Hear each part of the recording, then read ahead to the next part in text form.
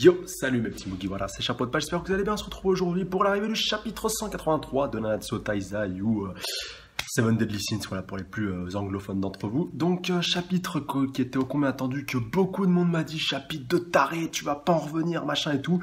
Eh ben, je demande à voir, et puis on va directement démarrer et voir de quoi tout cela retourne. Parce que si vous avez fait tout ce foin, à mon avis, c'est pas par hasard. Alors... c'est la première page, je vais bien se charger. Alors avant de tout, une petite note sur la page de couverture. Pendant leur voyage dans ses souvenirs, la malédiction du héros a été révélée. Le défunt Meliodas est tombé dans le purgatoire où il rencontre le gardien des ténèbres. Donc voilà, on va devoir passer, je pense, une épreuve pour pouvoir arriver à revenir.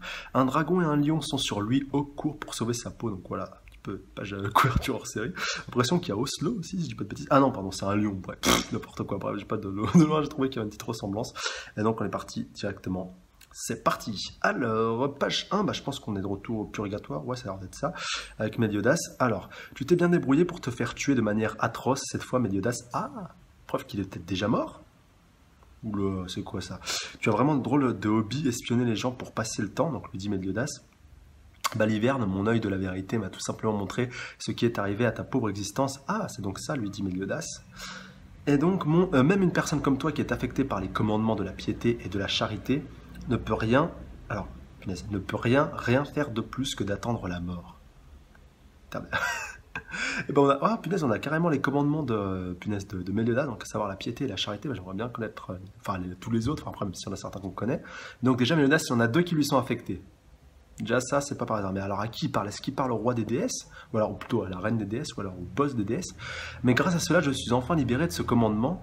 Ah, en effet, donc. Mais non, mais il a fait exprès de mourir, c'est quoi ce délire? Alors, il n'y a que deux moyens de se libérer des commandements que j'ai créés.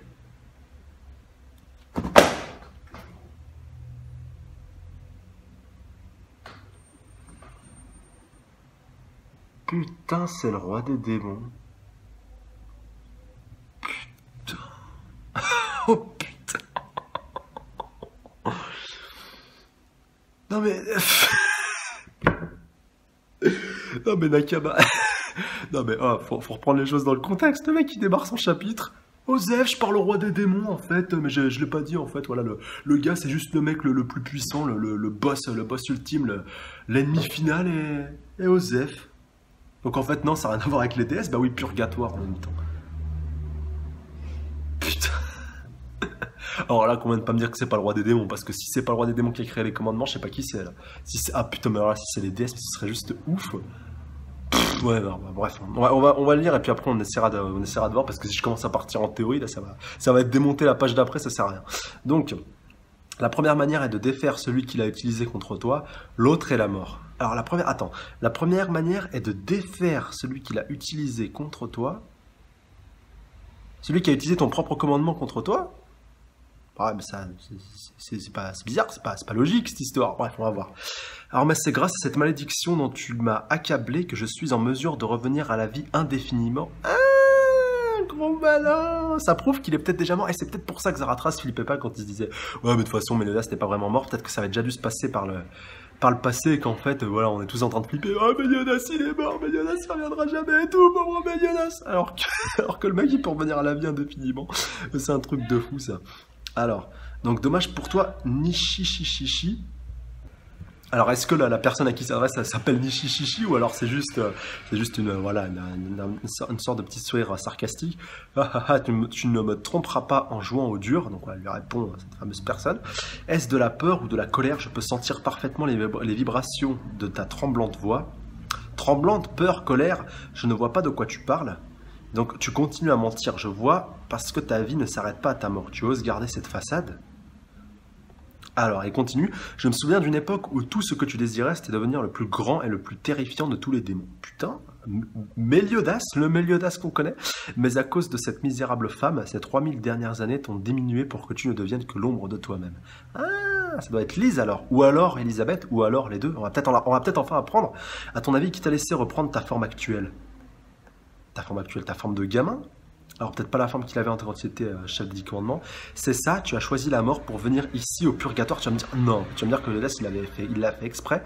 Et ce n'est nul autre que moi qui ai englouti tes émotions. Et c'est qui, putain? Maintenant, laisse-moi satisfaire ma soif et ma faim pour que nous puissions tous deux devenir encore plus forts. Putain, mais C'est quoi ce délire? En me nourrissant de tes émotions, pardon, je regagnerai ma force perdue et tu me rapprocheras de l'infâme punaise. Alors, du l'infâme terrifiant et tout-puissant démon que tu étais autrefois. Donc visiblement lui aussi c'est un démon et alors il peut fusionner avec lui et même c'est même l'essence des démons. Putain mais imaginez c'est le roi des démons. Meliodas qui fusionne avec le roi des démons, ça se trouve Meliodas est le roi des démons lui-même. Mais sa puissance a été divisée en deux et donc là visiblement bah, il dit qu'il faut qu'il récupère toute sa puissance et quand tu vois toute l'ombre, ça me rappelle un petit peu, vous savez, quand Meliodas a récupéré toute sa puissance abyssale qui était quand il était avec les druides durant l'arc des druides, donc toute sa puissance de démon, il y avait une énorme ombre qui était juste derrière lui et là ça fait un petit peu la même. Alors est-ce que c'est vrai que sa puissance va être doublée par rapport à ça? C'est juste ouf, voilà, t'as vraiment l'impression que t'as un titan en face de toi de puissance. Alors profitons de cette joyeuse occasion pour célébrer notre retour, ce sera magnifique. Mon fils! Mon fils! Et donc j'aimerais bien te voir essayer Enflure. Putain! Et donc Meliodas serait le fils du roi des démons, c'est pour ça qu'il serait légitime à devenir le nouveau roi des démons. Putain mais c'est ouf! Donc le Meliodas qui se précipite sur lui, alors il n'a pas envie de fusionner avec lui visiblement. Alors attendez, on est de retour dans le présent. Je crois. Ouais, avec des démons. Ouais, des démons qui sont présents. Enfin, il y a des démons rouges et des démons gris. Donc, ils sont fait éclater. Alors, peut-être qu'on va retourner du côté d'Arthur, je sais pas. Ah, il y a Slader, là, visiblement. Il y a aussi Hendrickson, je crois. Alors, attendez, on va voir. Pour l'instant, il n'y a que Slader dont j'ai pu déceler la silhouette. Alors, voilà, Slader, quelque chose cloche. Je n'arrive pas à mobiliser la force nécessaire pour tenir mon épée. Voilà, lui dit Slader. Alors, qu'est-ce qui se passe? Je ne peux pas non plus utiliser ma magie. Voilà, ou Slader. Désolé pour la prononciation un peu archaïque. Alors attendez. Gilthunder. Ah ouais, Gilthunder, Hauser. Et je crois que c'est tout. Alors, Gilfrost aussi, donc voilà, comme quoi ils sont encore ensemble. Alors, Hauser déclare, bon sang, qu'est-ce qui se passe? Gil, pourquoi est-ce qu'on n'arrive pas à utiliser nos pouvoirs contre ces maudits démons? Donc voilà, sûrement leur pouvoir de chevalier sacré, donc voilà, Slader qui commence un peu à gueuler. Gil Thunder qui lui dit, je le jure, je vengerai Meliodas. Et donc, alors, j'allais dire Zaratras, c'est l'absus révélateur, non. Non, je vais les tuer, je vais tous les massacrer, voilà, lui dit Gil Thunder. Gil, calme-toi, il faut se retirer. La ferme, je vais me les faire. Et donc, pathétiques humains. Ah, et donc, putain, il y a carrément les 10 commandements qui sont là. Alors, toute personne qui ressent de la haine envers moi dans son cœur perdra toute capacité à me blesser, moi, ou n'importe qui d'autre. Donc, attendez, je crois que c'est... Ah, punaise, comment il s'appelle? Déjà, c'est Starossa, le mec qui a oublié. Et Starossa, alors, il y a Montspeed, il y a Derrire, il y a Greylord aussi, je crois. Ouais, alors, attendez, ouais, si, c'est ça. Il y a, bon, déjà, Starossa. Alors, je suis Starossa des 10 commandements. C'est lui qui a reçu le commandement de la charité. Ouh, de la part du roi des démons. Alors attendez, juste je fais un petit... désolé, je reviens en arrière, bon je le fais très rarement, c'est même une des rares fois où je le fais. Meliodas, il avait dit qu'il avait eu quel commandement déjà? Il y avait la charité et... Alors attendez, qu'on voit ça. Voilà, la charité et la piété. Ah! Affecté par les commandements de la piété et de la charité. Ça ne veut pas dire que c'était son commandement. Et donc, en fait, ça fait écho, je suis con, en fait, j'avais mal interprété tout à l'heure. Donc, voilà, la première est de défaire celui qui l'a utilisé contre toi. Donc, voilà, pour se libérer du commandement qu'il a créé. Donc, alors, ouais, du commandement qu'il a utilisé contre toi, en l'occurrence, la charité puis la piété. Donc, voilà, pour se libérer, il aurait pu éclater tout simplement Estarossa.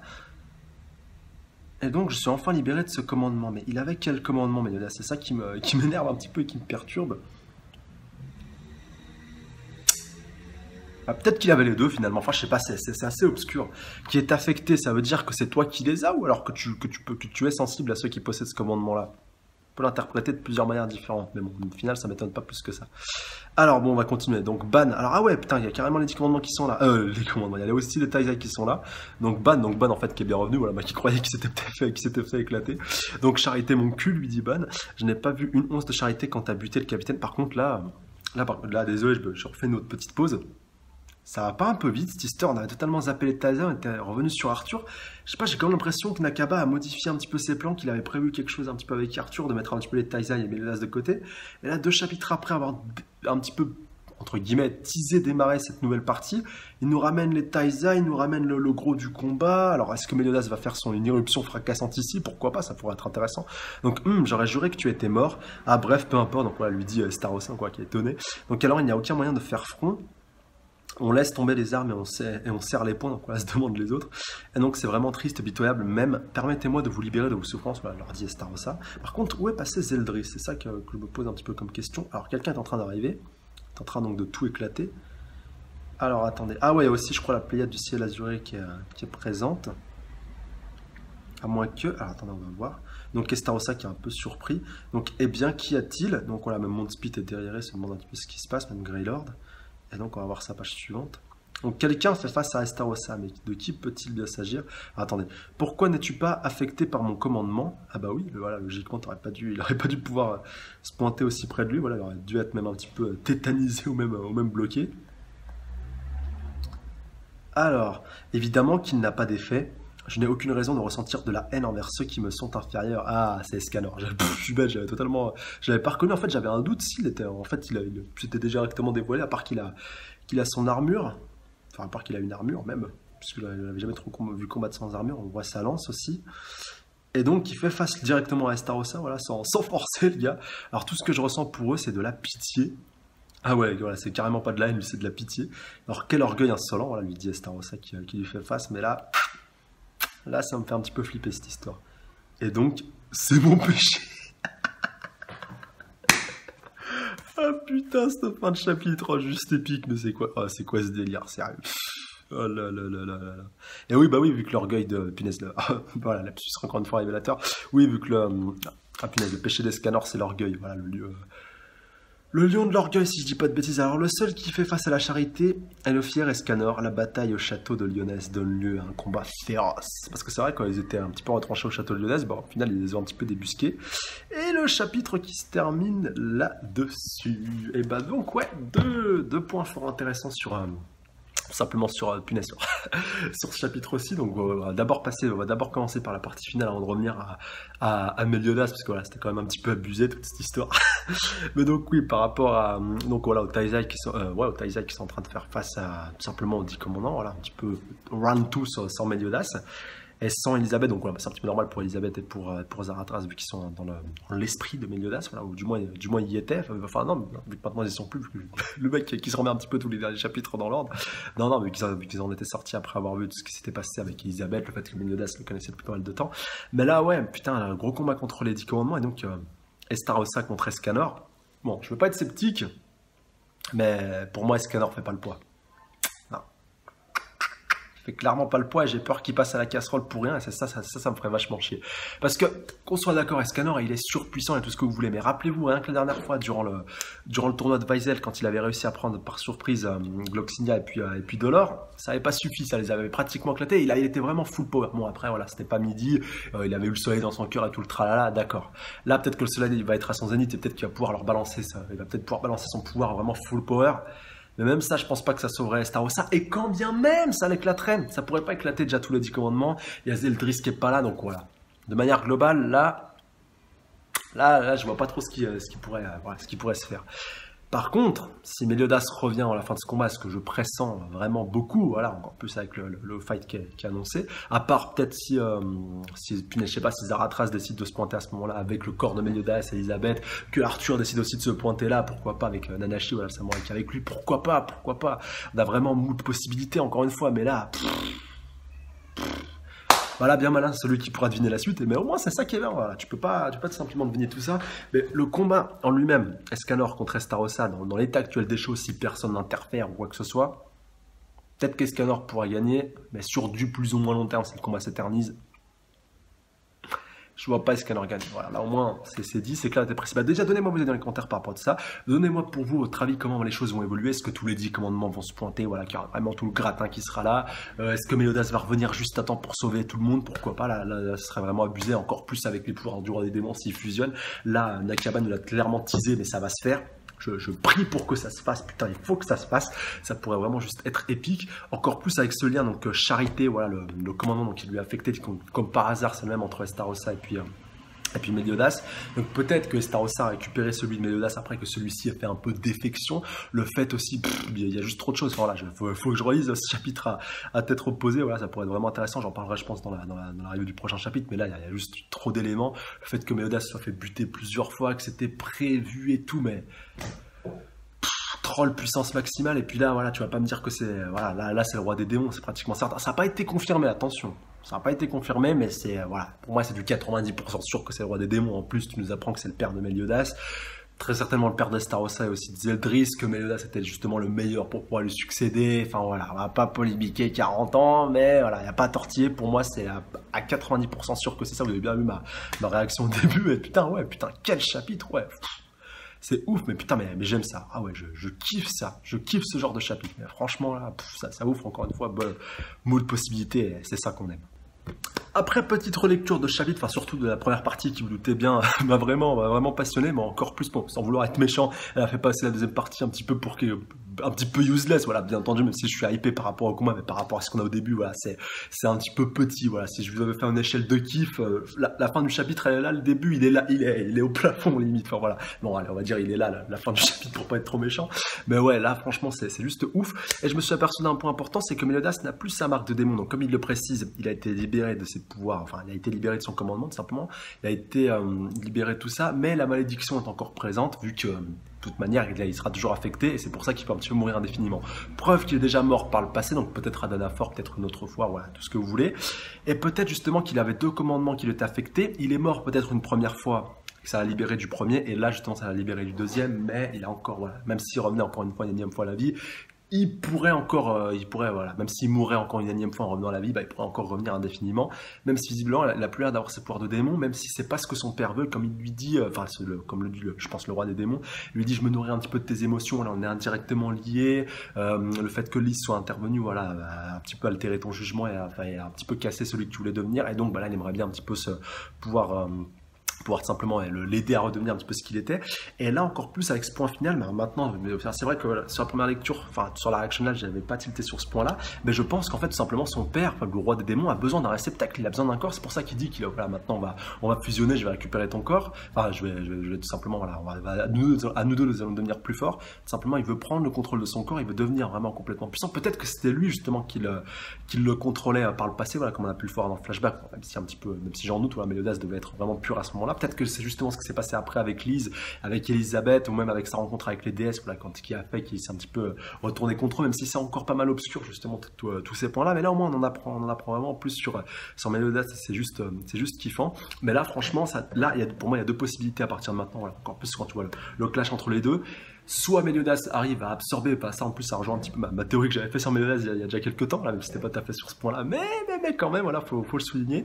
Donc soit qu'il arrive totalement à absorber la puissance de son père, donc voilà, absorbe les pouvoirs de démon donc, qui s'en suivent, et donc récupère à peu près toute sa puissance et devient full power, et donc peut éclater pratiquement tous les 10 commandements, mais est conscient de ce qu'il fait et contrôle totalement sa puissance, même s'il aura tout ça, il servira toujours de ses pouvoirs de démon, mais au moins le roi de démon sera dexté et débarrassé. Ou alors, et là, ça serait vraiment encore plus un coup de génie, un peu à la... Non, par contre, là, je ne veux pas citer ce manga-là, surtout que ça n'a pas encore été fait. Un peu à la manière, voilà, un petit peu d'un côté dark. Meliodas se fait totalement absorber par son père et donc voilà, sombre dans le côté obscur et redevient un démon complètement fou, complètement démoniaque, complètement explosif, complètement surpuissant.